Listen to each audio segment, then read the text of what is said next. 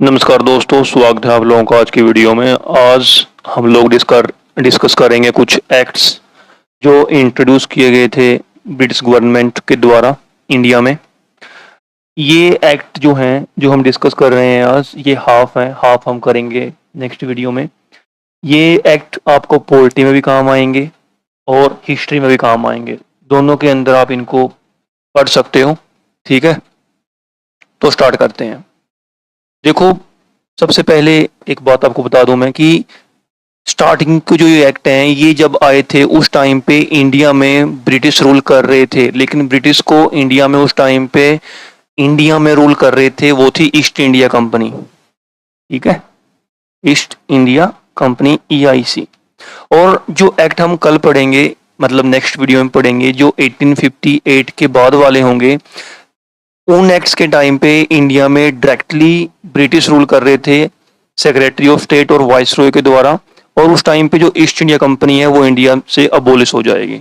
ठीक है, तो हम पहले आज जो एक्ट पढ़ रहे हैं इसमें ईस्ट इंडिया कंपनी ब्रिटेन को इंडिया में रिप्रेजेंट कर रही है। ये एक्ट क्यों लेके आए थे, हमने हिस्ट्री के कुछ वीडियो में डिस्कस भी किया है कि इंडियंस को पैसिफाई करने के लिए जो ब्रिटिश गवर्नमेंट थी उस टाइम पे इंडिया में काफ़ी सारे एक्ट्स लेके आती थी, ताकि इंडियंस को ये लगे कि जो ब्रिटेन है वो इंडिया के लिए काम कर रहा है और इंडिया में ब्रिटेन के अगेंस्ट रिवोल्ट रेवोल्यूशन ना हो। इसलिए 1773 से लेकर 1935 तक एक्ट आते रहे। उसके बाद भी एक्ट आए, उसके बाद क्या था कि जैसे कि मूवमेंट चल पड़ी थी, उस टाइम के बाद क्रिप्स मिशन आ गया या फिर अगस्त ऑफर आ गया, ये वाले ऑफर देने लग गए थे हमें वो सेकेंड वर्ल्ड वॉर के टाइम पे। और जो मेजर एक्ट था 1935 का आया था, 1935 में government of India act of 1935। सो ये एक्ट यहाँ से स्टार्ट हुए हैं 1773 से, और ये चलते रहेंगे जब तक इंडिया को आज़ादी नहीं मिली थी, तब तक वो इंडिया को पैसिफाई करने के लिए एक्ट्स लेकर आते रहे थे। खैर, इन एक्ट्स में जो भी मेन पॉइंट्स हैं उनको हाईलाइट किया गया है ताकि आपको याद रखने में आसानी हो और आपको पता चलता रहे कौन सा पॉइंट ज़्यादा इंपॉर्टेंट है। सो खैर, स्टार्ट करते हैं। सबसे पहला एक्ट जो हमारा है वो है रेगुलेटिंग एक्ट ऑफ 1773। ठीक है जी, कंपनी, वही ईस्ट इंडिया कंपनी की बात है यहाँ पर। कंपनी रिटेन्स पोजेशंस, इस एक्ट ने कंपनी को जो टेरिटोरियल पोजीशंस है इंडिया में उसको कंपनी को ही रखने दिया और रेगुलेट किया गया कंपनी की एक्टिविटीज को।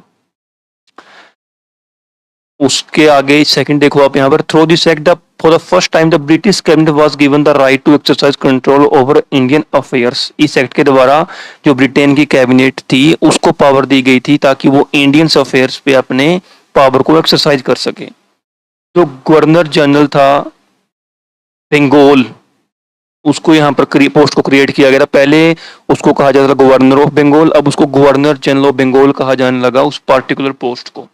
ये भी इस एक्ट ने इंट्रोड्यूस किया था। ठीक है जी, Warren Hastings was made the first governor general of Bengal. तो ये क्वेश्चन आता है एग्जाम्स में कि first governor general of Bengal कौन थे, तो याद रखना है आपने, वार्न हेस्टिंग्स जो थे वो पहले गवर्नर जनरल थे बंगाल के। सुप्रीम कोर्ट भी एस्टेब्लिश किया गया इस एक्ट के द्वारा कलकत्ता के अंदर। ठीक है, और इसके मेन पॉइंट्स यही थे जो मैंने आपको बताए हैं। इसके बाद एक्ट आता है पिट्स इंडिया एक्ट ऑफ 1784। वैसे आप लोग सारा जो भी स्लाइड्स में लिखा है वो पढ़ सकते हैं, लेकिन हम जो मेन पॉइंट्स हैं वो डिस्कस करते चल रहे हैं। ठीक है, उसके बाद ड्यूल कंट्रोल सिस्टम इंट्रोड्यूस किया गया। कई बार आ जाता है कि ड्यूल कंट्रोल सिस्टम किस एक्ट के द्वारा इंट्रोड्यूस किया गया, तो वो था आपका पिट्स इंडिया एक्ट ऑफ 1784। इस एक्ट के द्वारा ड्यूल कंट्रोल बना दिया गया। एक तो बन गया कोर्ट ऑफ डायरेक्टर्स, ये देख पा रहे होंगे आप स्लाइड में जहां पर मैं मार्क कर रहा हूँ। जस्ट ए सेकंड, मार्क कर दूसरा ले लेते हैं हम। एक तो बना कोर्ट ऑफ डायरेक्टर्स, ठीक है, और दूसरा बन गया बोर्ड ऑफ कंट्रोल। ये रहा देखो। ठीक है, जो कोर्ट ऑफ डायरेक्टर्स था इनको तो काम दे दिया गया जी जो कॉमर्स का काम था, और जो बोर्ड ऑफ कंट्रोल था इनके पास जो काम था वो था सिविल मिलिट्री रेवेन्यू। ठीक है, तो ड्यूल सिस्टम इंट्रोड्यूस किया गया by the Pitt's India act, ये आप लोगों ने याद रखना है। इसके बाद ये आप लोग पढ़ सकते हो, इसी एक्ट के द्वारा इंट्रोड्यूस किए गए कुछ पॉइंट्स थे ये, जैसे governor general and commander in chief. The council of governor general was reduced to 3 members including the commander in chief. ये जो गवर्नर जनरल है, जो हमें पढ़ा है ना पीछे अभी, गवर्नर जनरल ऑफ बंगाल जो वारन हेस्टिंग सबसे पहले बने थे, तो उनकी काउंसिल मतलब कुछ लोग मिलकर वो कुछ एक्ट बना रहे हैं इंडिया के लिए, बंगाल के लिए उस टाइम पे, क्योंकि स्टार्टिंग में हम लोग हिस्ट्री में पढ़ेंगे कि जो इनका रूल स्टार्ट हुआ था वो बंगाल से हुआ था, फिर धीरे धीरे मद्रास, बॉम्बे, इन जगह पर फैलता फैलता सारे इंडिया में फैल गया। ठीक है, तो नेक्स्ट देखते हैं। उसके बाद हमारा आता है चार्टर एक्ट ऑफ 1793। इस एक्ट में इतने ज़्यादा इंपॉर्टेंट पॉइंट्स नहीं थे, वही एक्सटेंशन कर देगी पावर तो गवर्नर जनरल की, वो हो गया, अपॉइंटमेंट ऑफ सीनियर ऑफिशियल्स हो गया, इसके अलावा पेमेंट ऑफ ऑफिशियल्स हो गया। इस एक्ट के द्वारा कहा गया कि जो स्टाफ काम कर रहा है बोर्ड ऑफ कंट्रोल में, उनका जो सैलरीज होंगी वो सब इंडियन रेवेन्यू से दी जाएंगी। ठीक है, इसके बाद जो सबसे इम्पोर्टेंट एक्ट से हमारे, उसमें से हमारा अगला इम्पोर्टेंट एक्ट आता है, वो है आपका चार्टर एक्ट ऑफ 1813। ठीक है, इस एक्ट में कुछ मेन इम्पोर्टेंट पॉइंट्स थे जो हमें याद रखने हैं। पहली बात, कंपनी की जो कमर्शियल मोनोपोली थी, ये पॉइंट इंपॉर्टेंट है आपके लिए, जो कंपनी की कमर्शियल मोनोपोली थी इंडिया में, उसको खत्म कर दिया गया। जो इंग्लिश ट्रेडर्स थे, पहले क्या था कि ईस्ट इंडिया कंपनी के जो लोग थे वही इंडिया के साथ ट्रेड कर पा रहे थे, लेकिन इस एक्ट के द्वारा क्या हुआ, जो बाकी इंग्लिश ट्रेडर्स हैं वो भी इंडिया में आकर ट्रेड कर सकते थे। ठीक है, लेकिन दो चीज़ों को छोड़कर, एक तो ट्रेड चाइना के साथ और दूसरा ट्रेड इंडिया में टी का ट्रेड, चाय का ट्रेड, इन दोनों के ऊपर ईस्ट इंडिया कंपनी की मोनोपोली रहेगी, और बाकी जो चीज़ें हैं उनमें इंग्लिश कोई भी ट्रेडर आकर यहाँ पर ट्रेड कर सकता है। सिर्फ ईस्ट इंडिया कंपनी की मोनोपोली अब खत्म हो गई। क्वेश्चन बनता है कि किस एक्ट के द्वारा ब्रिटिश ईस्ट इंडिया कंपनी की मोनोपोली इंडिया में खत्म की गई थी। अब डिपेंड करता है कि ऑप्शंस क्या हैं, क्योंकि इसने कहा है कि क्वेश्चन ये बन रहा है कि किस एक्ट के द्वारा उनकी मोनोपोली खत्म की गई थी। अगर उसमें 1813 है, 1793 है, और 18 लिख सकते हैं हम, यहाँ पर लिख देते हैं, जस्ट ए सेकेंड, 1909 है और 1919 है, तो फिर हम ले लेंगे 1813। ठीक है, क्योंकि अब इससे नेक्स्ट एक्ट जो हम पढ़ेंगे उसमें जो मोनोपोली टी और ट्रेड विद चाइना रह गई है वो भी खत्म हो जाएगी 1833 की एक्ट में। तो कंप्लीटली खत्म होगी 1833 के चार्टर एक्ट में, और वैसे खत्म हो गई थी सिर्फ दो चीजों को छोड़कर, वो हो गई थी 1813 वाले एक्ट में। ये आपने याद रखना है, कंफ्यूज मत होना इसमें।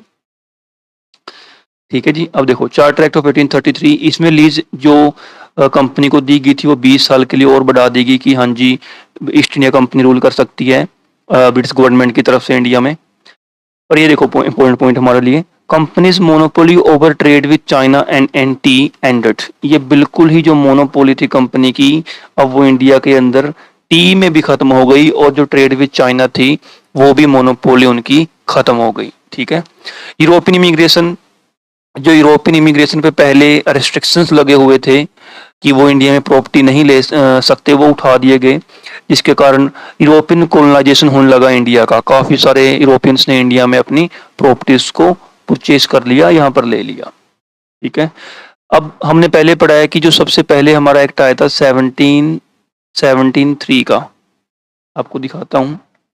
उसमें क्या था कि जो गवर्नर ऑफ बंगाल थे उनको चेंज करके बना दिया गया था, ये देखो, गवर्नर जनरल ऑफ बंगाल, हमने पढ़ा था 1773 का एक्ट है।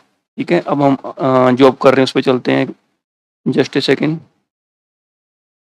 अब देखो इसमें 1833 के में क्या कर दिया गया कि जो गवर्नर जनरल ऑफ बंगाल था उनको बना दिया गवर्नर जनरल ऑफ इंडिया। ये इंपॉर्टेंट है कि इस एक्ट के द्वारा गवर्नर जनरल ऑफ बंगाल बनाया गया, कि इसके द्वारा गवर्नर जनरल ऑफ इंडिया बनाया गया। ठीक है, और गवर्नर जनरल ऑफ इंडिया के पास काफ़ी सारी पावर्स थी, और विलियम बेंटिक पहले गवर्नर जनरल ऑफ इंडिया बने थे। ये पॉइंट भी आप लोगों ने याद रखना है।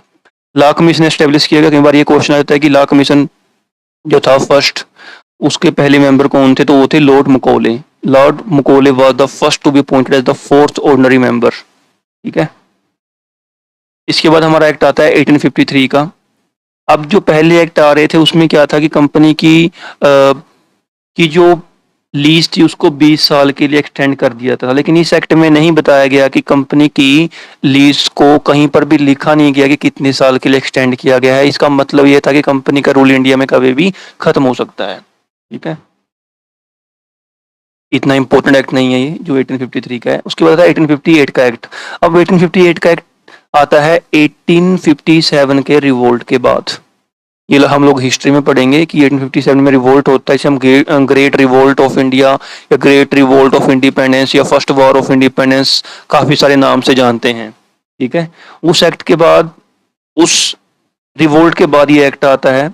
और इस एक्ट की क्या खासियत है कि इस एक्ट के द्वारा इंडिया में जो ईस्ट इंडिया कंपनी का रूल है वो खत्म हो जाता है और इंडिया को डायरेक्टली जो है वो ब्रिटेन का जो क्राउन है वो, चाहे वहां पर किंग हो या क्वीन हो, वो रूल करेंगे डायरेक्टली अपने रिप्रेजेंटेटिव के थ्रू, जिसमें कि एक होगा सेक्रेटरी ऑफ स्टेट, ये देखो यहाँ पर लिख रखा है, और दूसरा इंडिया में होगा वाइसरॉय, ये देखो वाइसरॉय। क्योंकि जो पहले गवर्नर जनरल ऑफ इंडिया की पोस्ट थी अब उसको चेंज करके कर देंगे ये लोग, जो हमने पढ़ा है ना कि देखो 1833 के एक्ट में ये देखो 1833, और इसमें हमने पढ़ा था गवर्नर जनरल ऑफ इंडिया। अब ये जो गवर्नर जनरल ऑफ इंडिया है इसको रिप्लेस कर दिया जाएगा बाय द वाइसरॉय, यहाँ पर लिख रखा है देखो ये। और जो पहले वाइसरॉय थे वो बने थे लॉर्ड कैनिंग, ये भी आपने याद रखना है। तो 1858 का एक्ट भी काफी इंपॉर्टेंट है। इसमें ईस्ट इंडिया कंपनी का रूल इंडिया में खत्म हो गया और इंडिया को डायरेक्टली रूल किया जाने लगा बाय द ब्रिटिश क्राउन। ठीक है, तो ये कुछ एक्ट अभी तक हमने पढ़े हैं। ये तब तक के एक्ट थे जब ईस्ट इंडिया कंपनी इंडिया में रूल कर रही थी, उसका रूल खत्म ही हुआ था। अब आगे एक्ट आएंगे जैसे कि 1909 का हो गया, ये हमने हिस्ट्री में से डिस्कस किया लेकिन हम यहाँ पर दोबारा करेंगे इसको। उसके बाद 1919 का हो गया, 1935 का हो गया, उसके बाद अगस्त ऑफर हो गया, उसके बाद क्रिप्स मिशन हो गया या कैबिनेट मिशन हो गया। ये काफ़ी सारे एक्ट अभी आएंगे या काफ़ी सारे प्लान्स, काफ़ी सारे मिशन इंडिया में आएंगे जो इंडिया को काफ़ी सारे ऑफर्स देंगे इंडिया में ऐसी गवर्नमेंट लाने के लिए जिसमें कि इंडियंस को ज़्यादा से ज़्यादा भागीदारी मिल सके। खैर ये आगे आने वाली वीडियो में हम डिस्कस करेंगे। आज के लिए इतना ही है, जिसमें हमने काफ़ी सारे एक्ट डिस्कस किए जैसे कि 1773 का हो गया, 1784 का हो गया, 1793 का हो गया, 1813 हो गया, 1833 हो गया, 1853 हो गया और लास्ट वाला 1858 वाला एक्ट हो गया हमारा। इनको रिवाइज करना और बहुत जल्द मिलते हैं एक नई वीडियो के साथ। तब तक के लिए आपका समय देने के लिए बहुत बहुत धन्यवाद।